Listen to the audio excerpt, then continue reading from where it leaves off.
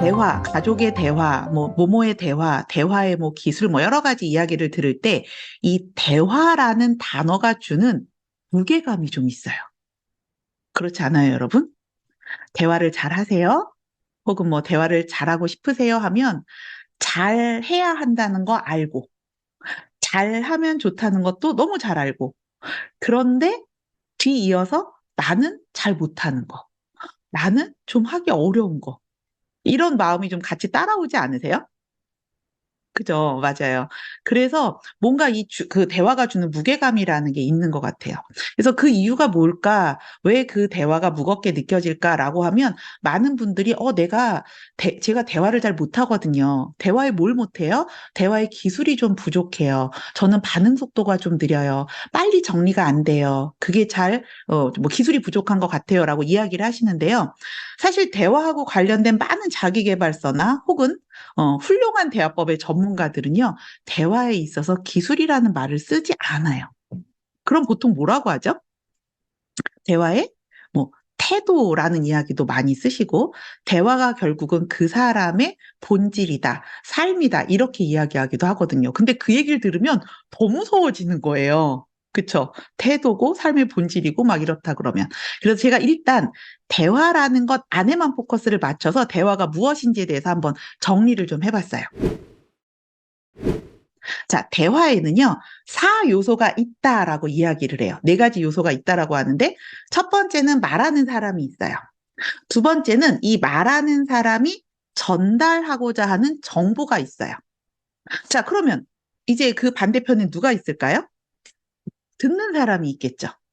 그리고 그 듣는 사람이 이 말하는 사람에게 보여주는 리액션, 반응이 있어요. 그래서 말하는 사람, 정보, 듣는 사람, 반응. 이 4가지 사이클을 대화의 4요소라고 이야기를 해요. 그리고 그래서 실질적으로는 이 기술이 아니라 이 안에서 오가는 것들, 결국은 무엇을 말하고 있고 어떻게 반응하느냐라는 내용과 반응이 훨씬 중요하다라고 이야기를 하거든요. 근데 이 부분에 대한 거를 저는 4개도 우리 힘드니까 3개로 줄여서 이해를 해봐도 좋을 것 같아요. 첫 번째는 정보. 이 정보는 그 상대방이 보내주는 정보를, 그 정보가 어떤 정보이냐를 내가 어떤 방식으로 이해하는가. 그 사람이 뭔가를 주는데 내가 저 정보를 뭐라고 이해하는가가 굉장히 중요한 부분이 있어요. 두 번째는 반응은 내가 원하는 반응을 하는가, 아니면 익숙한 형태로 반응하는가, 습관적인 반응을 하는가, 내가 어떻게 반응하는지를 알고 있는가. 이 부분이 되게 중요하고, 자, 가장 중요한 거, 아까 양쪽에 누가 있었어요? 사람이 있었잖아요.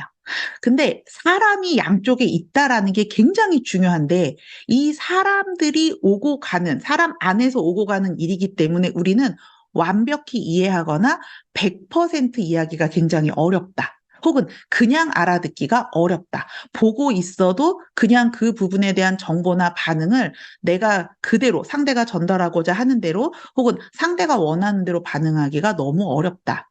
우리가 서로가 사람이기 때문에 그래서 잘 들어야 한다. 그래서 그렇게 잘 듣기 위해서 가장 필요한 게 뭐예요? 라고 하면 우리는 이제 많은 것에서 얘기하는 게 관심이 필요해요. 라고 얘기를 하고 있는 거죠. 그래서 그 얘기는 뒤집어서 얘기하면 우리가 잘 듣기 위해서 필요한 태도가 상대방에 대해서 그리고 내가 전달하고 싶은 정보에 대해서도 관심을 갖는 거. 나의 어떤 대화의 태도든 내 삶의 모습에 대해서 관심을 갖는 게 진짜 중요하구나라는 이제 생각을 해보게 되는 거죠. 이렇게 얘기하면 너무 딱딱하니까요. 이 얘기를 한번 해볼게요. 요즘 최고의 유행어 아시죠? 슬퍼서 빵을 샀어. 음. 그러면 이제 이 부분이 실질적으로 뭐 저 사람이 T냐 F냐, 우리 아이가 T냐 F냐를 가지고 이야기를 하는데요. 그거는 조금 너무 과잉 해석되는 부분이 있고 이 안에서 우리가 대화의 사요소를 한번 이해를 해보면 좋을 것 같아요. 이런 부분인 거죠. 어떤 정보를 받아들이고 있고 내가 어떻게 반응하는가. 자, 한번 보세요. 슬퍼서 빵을 샀어라는 부분에 있어서 여기에서의 정보를 슬프다로 받아들여요. 슬프다에 포커싱을 해서 받아들이면 내가 반응이 어떻게 나가겠어요? 똑같이 슬퍼서 빵을 샀어라고 했는데 슬프다라는 정보가 딱 나한테 들어와요. 그러면 나는 슬퍼? 왜 슬펐지? 라고 반응을 하게 될 확률이 높죠. 근데 슬프다라는 거에 대해서 지금 제가 한 것처럼 궁금하다. 왜 슬프지라고 하는 반응에 익숙한 사람도 있지만 슬프다라는 반응에 대해서 별거 아닌 일로 슬퍼하지 마. 이렇게 반응하는 거에 익숙한 사람도 있을 수 있잖아요. 여러분은 누군가가 슬프다라고 하면 어떻게 반응을 해요? 그 부분에 의해서 반응을 하게 될 거예요. 이걸 내가 이해하고 있는 거. 자, 두 번째. 정보가 슬프면 빵을 산다. 라는 논리 구조로 이 말을 받아들여요. 이 정보를. 슬프면 빵을 산다고? 라고 정보를 받아들였어요. 그러면 어떻게 생각을 하게 될까요? 슬프면 빵을 산다고? 나의 반응이. 이건 말이 안 되잖아. 라고 반응을 할 수도 있고요. 반응의 습관이. 또 어떤 부분들이 가능할까요? 슬프면 빵을 사는 이유가 뭘까? 너무 궁금하다. 슬픈 때 왜 빵을 사게 되는 거야? 이렇게 반응할 수도 있잖아요. 그렇지 않아요? 나의 반응 패턴이 있겠죠? 그 다음에 이럴 수도 있죠. 이 부분에서 가장 많이 이야기하는 게 무슨 빵 샀어? 라고 하면 걔는 T라는 거예요. 감정에 대해서 관심이 없고, 걔는 빵에만 관심이 있는 아주 몹쓸놈 취급을 받게 되는 경우가 많은데, 슬픈데, 만약에 이렇게 생각해 보세요. 슬픈데 빵을 사면 우리 민정이는 괜찮아지는구나까지 이해를 했어요. 그리고 나서, 그러면 그 빵이 무슨 빵이지? 내가 다음번에 민정이가 슬퍼하면 그 빵을 사줘야 되겠어. 이렇게 생각을 하면, 그래서 그 빵이 무슨 빵인데? 라고 물어보는 게 나에 대해서 관심이 없거나 감정을 읽을 줄 모르는 사람이 하는 피드백이라고 보기는 어려운 거잖아요. 그쵸? 근데 제가 또 궁금한 건 이런 부분도 있는 거죠. 슬퍼서 빵을 샀어 라는 말을 왜 하는 걸까? 이걸 말을 하는 아이는. 이건 이제 우리가 듣는 화자가 돼서 이제 혹은 그 상대방을 조금 이해를 해보는 거죠. 슬퍼서 빵을 샀다는 말을 내가 만약에 이 말을 하는 사람이라면 왜 하는 걸까? 내가 주고 싶은 정보가 뭘까? 이 말을 함으로 인해서 내가 얻고 싶은 반응이 뭘까를 한번 솔직하게 생각해 보는 것도 필요할 것 같아요. 내가 내 마음에 관심이 있어 라는 부분에 대해서 내가 좀 관심을 받고 싶은 거, 그 반응을 얻고 싶은 걸까? 내가 결국은 그렇게 해서 그런 반응을 얻기를 원한다면 내가 정보를 좀 적절히 혹은 제대로 줘야 되는 게 아닐까? 이런 생각들도 해보게 되지 않으세요? 그래서 지금 우리가 이야기한 것, 말하는 사람, 그리고 말하는 사람이 주는 정보, 듣는 사람이 보여주는 반응. 이거는 서로가 사람과 사람 안에서 연결되어서 일어나는 일이기 때문에 우리가 일단 가장 먼저 갖춰야 되는 태도가 내가 틀릴 수 있어. 내가 생각하는 게 전체가 다가 아니야 라는 여지를 두고 일단 집중해서 잘 듣는 것이 가장 중요하다라고 이제 이야기들을 하는 거죠. 받아보셨었잖아요. 이렇게 체크하셨죠, 인터뷰에서. 그 체크리스트에서 해보고 나서 느꼈던 게 좀 있으실 것 같아요. 우리의 듣기 태도를 점검해보자. 5점 만점에 각각의 질문들을 드리고 내가 이런 경향성이 좀 있어 하는 거에 대해서 이렇게 체크를 이제 나는 몇 점이에요, 몇 점이에요 이렇게 해보셨잖아요. 어떠셨어요? 뭐가 가장 높게 나왔을까? 우리의 듣기 태도에 대한 피드백은 이렇게 나왔었어요. 가장 먼저 이제 우리 지금 위에 1번부터 4번까지가 조금 한 3점 이상이니까 반 이상 정도는 내가 나 저런 경향성이 있어라고 이제 대답을 많이 해주신 부분들이었죠. 그래서 가장 큰 게 해결 방법을 좀 제시하려고 하면서 듣는 거. 우리가 부모여서 나타나는 어떤 특징 중에 하나가 아닐까 싶어요. 혹은 주변 사람들이 나한테 그걸 많이 요구할 수 있죠. 예를 들면 저한테 우리 자람쥐기들이 이야기를 할 때도 그래님 이거 어떻게 할까요? 할 때는 좀 네가 어떻게 할지 알려줘라 이런 걸 요구하고 있을 때도 있고 여러분들이 제가 엊그제 그 부모 강점 그 워크숍을 진행을 했는데 몇몇 분들과 이야기를 하는 걸 보고 나더니 옆에 분이 어떻게 했냐면 자기 그 강점 리포트를 딱 주면서 제 눈만 쳐다보는 거예요. 이거요. 이제 말을 해라. 점을 봐라 이건 거죠. 내 결과 리포트가 이거다. 이제 나에게 말을 해보렴? 이런 것들 우리 있을 수 있잖아요. 내가 어려움이 있는데 이거 보고 내가 어떤 사람이고 어떻게 살아야 되는지 해결 방법 알려줘. 우리가 이런 식으로 이제 듣기 시작을 할 때 굉장히 이제 어려울 수가 있고, 그다음에 대답을 준비하면서 들을 때 내가 저 사람이 이렇게 말하면 이렇게 반응해야지. 혹은 지금 저 사람 말하는 거 아마도 이럴 뜻일 거야. 아이들이 이야기할 때 저거 이거 해달라고 그러는 거 아닐까? 특히 아이들이 좀 어려서 무언가 자기가 원하는 걸 충분히 설명하지 못할 거야 라는 선입견이 있을 때는 또 이렇게 추측하면서 듣게 되는 경우들도 좀 많다라고 대답을 해주셨고, 그 다음에 요건 대상이 누군지 좀 궁금해요. 설득할 방법을 찾으며. 아이가 좀 컸을 때는 그 이제 뭐 아동기나 뭐 청소년기 아이일 수도 있고 배우자일 수도 있고 누구를 우리는 설득하려고 생각을 하면서 듣고 있을까? 이런 것도 한번 생각해 볼 수 있을 것 같아요.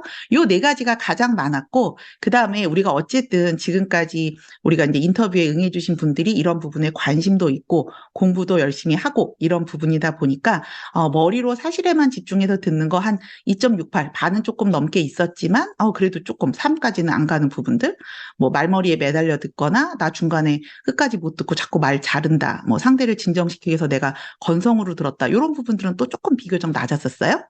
근데 어떤 것이 가장 높으냐가 중요한 게 아니라 제가 이 듣기 태도에 대한 이 체크리스트를 처음 받아서 제가 해봤을 때 느꼈던 거는 딱 이런 느낌이었어요. 나 다 해당되는데.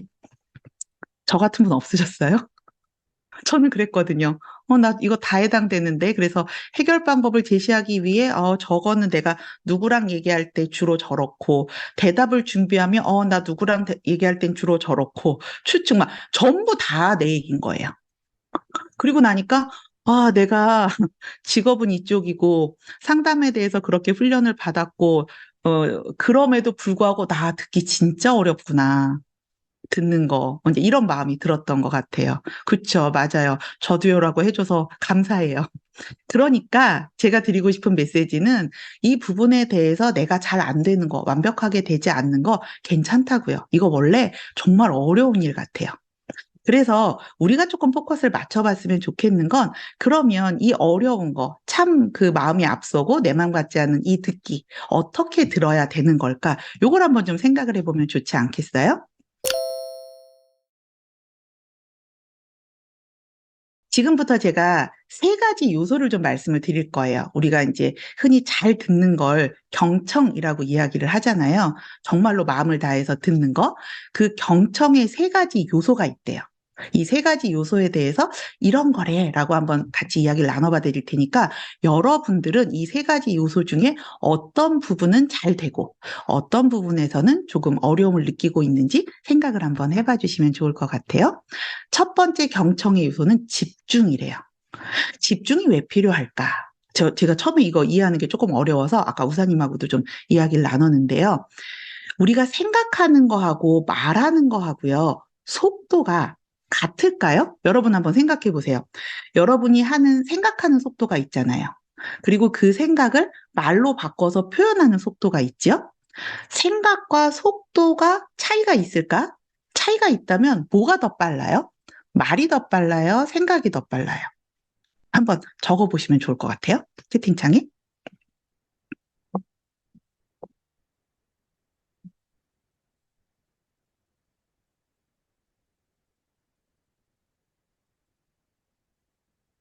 생각은 자동으로 두두두.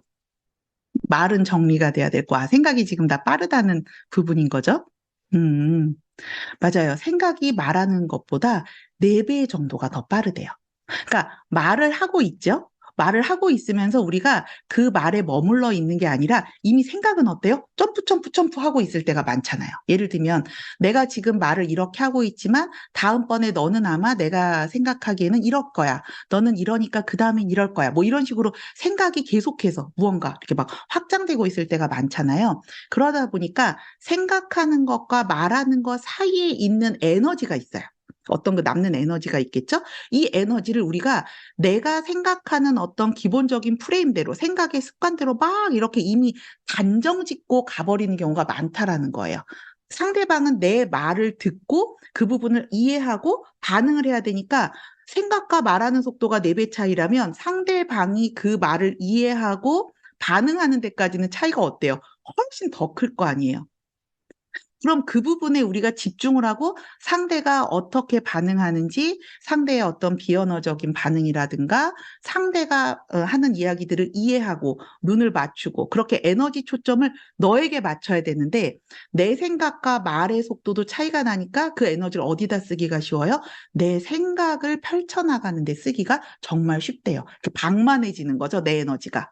내가 앞에서는 우사님하고 이야기를 나눈다라고 생각은 하면서 나는 막 다른 생각을 하고 있는 거예요. 그래서 집중은 어디다가 해야 되는가라고 보면 무엇에 집중한다? 내가 지금 이야기를 나누고 있는 이 사람에게 포커스를 맞춘다. 이 사람이 어떻게 반응하는지, 무엇을 생각하는지, 동의를 하는지, 이런 부분들 있잖아요. 그리고 나면 우리가 이제 이런 생각을 해볼 수 있는 거죠. 나의 집중을 방해하는 요소가 뭘까? 내가 누군가와 이야기할 때 우리가 한번 결심을 해보는 거예요. 나는 지금부터 너에게 집중하고 너 이야기를 들을 거야. 너한테 집중해 볼게. 그러기 위해서 무엇을 해볼 수 있을까? 제가 하는 방법 중에 하나는 저도 이 질문을 보고 생각을 해봤거든요. 그쵸. 눈 맞춤을 하는 것도 되게 중요한 방법. 그래서 우리가 아이가 부르면 이렇게 돌아보세요. 눈을 맞추고 이야기를 하세요. 라는 부분, 그걸 생각해 보라고 이제 얘기를 하는 경우가 많은 거죠. 저는, 집중해 볼게. 왜냐면 저도 생각의 속도가 정말 빠르다라는 걸 제 스스로 인식을 하고 있거든요. 그쵸? 그래서 이제는 잘 들어야지라고 집중을 하는 게 있어요. 결심을 하는 게. 그쵸? 휴대폰 보면 안 되고. 제가 하는 방식이 뭐가 있냐면은요. 제가 받았어요. 쓰는 건 어쨌든 속도가 느리잖아요. 그쵸? 그러니까 제가 하고 있는 방식 중에 맞아요. 메모인 건데 그 메모를 제 생각대로 하는 게 아니라 그 사람의 말을 받았어요. 그러면서 이렇게 네모, 이 사람이 지금 이렇게 말을 하고 있다를 제가 그 사람의 말을 도식으로 그리고 있을 때가 많아요. 근데 글씨가 엄청 날아가요. 글씨는 그닥 예쁘지 않아요? 그래서 많은 경우에 저하고 막 이야기를 끝낸 다음에 진짜 재미있는 경우가 그래님 그거 주세요 그럴 때가 있어요. 그 얘기한 거 줘. 내가 말을 하는 걸 이 사람이 받아쓰고 이렇게 그다음에 이 사람이 이 말을 했고 이건 이것과 연결된 말이었고 이거를 제가 이해했던 종이가 있잖아요. 그럼 본인이 실컷 이야기를 해놓은 다음에 그 종이 저 주세요 하거나 사진을 찍어가는 분들이 회의 끝나면 간혹 있어요. 그쵸, 우사님. 그렇지 않아요? 이런 부분들도 한번 생각을 해볼 수가 있어요. 그래서, 자, 첫 번째, 우리 무엇에 집중해야 된다? 나는 뭐에 집중하는가? 내가 이야기하고 싶은 것, 내가 이 대화에서 얻고 싶은 것, 내가 설득해내고 싶은 결과물에 집중하는 게 아니라 무엇에? 그 사람한테 집중한다. 두 번째, 그렇게 집중하기 위해서 내가 조금 더 해볼 수 있는 게 뭘까? 이걸 좀 연습해 보는 거 필요하지 않을까? 자, 두 번째 부분, 집중 다음에는 이제 반응을 이제 생각을 해보는 거죠. 내가 주로 어떻게 반응하지? 여러분들 한번 생각해 보세요. 저하고 이야기 많이 나눠보시잖아요. 제가 주로 하는 반응이 뭐예요? 제가 그 생각을 해봤어요. 내가 누군가와 이야기할 때 어떤 반응을 가장 많이 하지? 라고 생각을 해봤거든요. 제가 제일 많이 하는 반응이 그래 아니에요? 그래? 제 닉네임하고 똑같지 않아요? 근데 그래가 좀 다양하죠. 아, 그래? 맞아요. 많이 웃어요. 그쵸? 아, 이것도 많이 하고. 그쵸? 이해될 때. 아, 그래. 음도 많이 하고. 그쵸? 이런 것들 있잖아요. 이게 관심을 표현하는 리액션 중에 하나고, 집중하고 있다라는 걸 이제 표현을 해주는 거죠. 보통 이야기할 때 듣지만 말고 지금 이야기해 주신 것처럼, 끄덕이거나, 웃어주거나, 혹은 눈을 맞춰주거나, 관심을 표현해 주는 거, 여러 가지 이야기 하잖아요. 오, 이런 것들 하는 거. 제가 할 때는 그래가 되게 많은 것 같아요. 아, 그래? 정말? 막 이런 부분들 많고요. 맥락을 따라가면서, 그래서 그거 어떻게 됐어? 그쵸? 그 다음에 내가 이해한 거 표현하기도 굉장히 좋은 방법 중에 하나예요. 우리가 반응을 하는 데 있어서, 그럼 지금 그게 이렇게 됐다는 얘기야? 이렇게. 내가 이렇게 이해한 거. 그러면 저는 제가 이해를 다 하고 있는 줄 아는데 우리가 아까 이야기할 때 사람과 사람 사이에서 일어나는 정보와 반응이라 그랬잖아요. 그러다 보니까 가끔 이런 거, 아니요, 그래님 그건 아니고요. 그러면 그래요? 그럼 어떤 거예요? 조금 더 갈 수 있고 훨씬 더 깊은 관심을 줄 수가 있는 부분들이 있는 거죠. 무조건 당신은 어떻게 이렇게 생각할 수 있어가 아니라 그게 지금 당신은 이렇게 됐다라고 생각하는 거야. 그래서 누군가에 대해서 자꾸 이렇게 물어보고 내가 이해한 걸 표현하다 보면 원래 이해 안 됐던 저 사람 있잖아요. 왜 맨날 저걸 저런 식으로밖에 못하지? 이렇게 생각하던 것이 이해하게 되고 그 부분에 대한 폭이 넓어지게 돼요. 그래서 반응을 한번 그렇게 해보는 거. 그래서 내가 어떻게 반응하는지에 대해서 잘 살펴보고 또 하나는 내가 가장 다른 사람들로부터 받았을 때 기분 좋은 반응이 무엇인지를 한번 찾아보는 것도 굉장히 좋은 방법일 것 같아요. 그래서 내가 그 부분, 그런 반응을 받았을 때 굉장히 기분이 좋았지라는 걸 의식을 하면 그러면 나도 그 다음번에 비슷한 반응을 하게 되잖아요. 자, 우리 우사님. 내가 누군가에게 이런 반응을 받으면 난 기분이 정말 좋아 하는 반응 어떤 게 있을까요? 몇 개만 한번 이야기해 봐 주실 수 있어요? 오, 진짜? 하고서 제 이야기에 되게, 그러니까 관심이 있어를 표현해준 어떤 반응들? 아, 진짜? 하고, 그렇구나 하고서 좀 제 이야기 같이 이렇게 몰두하는 반응들 되게 좋고요. 그 음. 다음에 이렇게 되게, 뭐 가만히 앉아있다가, 그러니까, 그래서 하고서 그 다음 이야기를 궁금해해 줄 때에 되게 기분이 좋아서 말이 막 많아지는 것 같아요. 그럴 때. 네. 그래서 우리가 회의를 하면 회의가 길어지는 거예요. 그렇죠? 둘이서 서로 그러고 있거든요. 서로 그래서 둘이 서로 마주보고 아까 제가 하는 반응하고 우사님이 하는 반응이 서로가 기분 좋아하는 반응이기도 한 거죠. 그러니까 우리가 기분 좋은 반응이라고 하는 부분에 대해서 많이 오해하고 있는 게 네가 하는 거 좋아. 예스, 오케이, 잘했어. 최고야. 이런 칭찬을 좋아한다라고 생각을 하는데 지금 우리가 봤었던 것처럼 기분 좋은 반응이라는 건 관심을 표현해 주는 거예요. 그리고 함부로 재단하지 않고. 그래서 어떻게 됐어? 오, 정말? 진짜? 그랬어? 이런 부분들. 우리가 진짜라는 말이 진짜냐, 가짜냐, 이걸 그 허와시를 따지는 그 리액션이 아니잖아요. 이런 것들 한번 생각해 볼 수 있고. 자, 마지막. 세 번째 부분은 뭐가 있냐면 이제 공감이라는 부분이 있어요.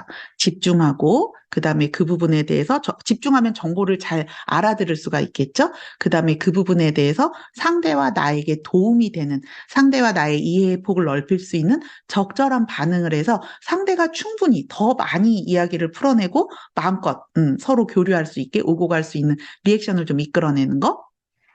그리고 나면 그 부분에서 이제 가장 우리 서로 사이에서 일어나는 게 이제 공감이라는 게 있는데 공감이라는 게 뭘까? 이 공감은 뭐 우리가 이 짧은 시간에 다루기는 정말 어려운 부분인데 공감은 실질적으로 우리가 상대방의 입장이라든가 의견, 그다음에 그 사람의 감정, 어떻게 그런 감정을 느끼게 됐는지의 이 과정에 대해서 적극적으로 이해하고 수용하는 거예요.